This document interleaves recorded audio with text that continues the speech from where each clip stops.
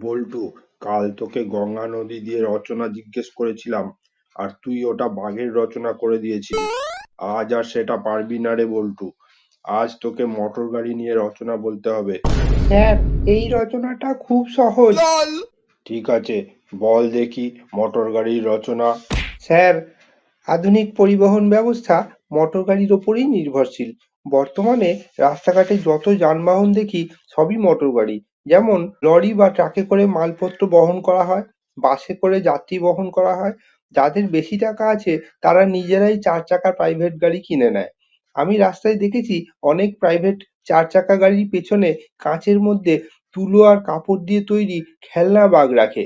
আর এই বাঘ একটা হিংস্র মাংসাশী প্রাণী। বাঘের গায়ে হলুদের ওপর কালো রঙের ডোরাকাটা লোমে ভর্তি, মুখে গোঁফও আছে। বাঘের চোখ দুটো 20 টাকা দামের রসগোল্লার মতো গোল্লা গোল্লা গোল্লা গোল্লা গোল্লা গোল্লা।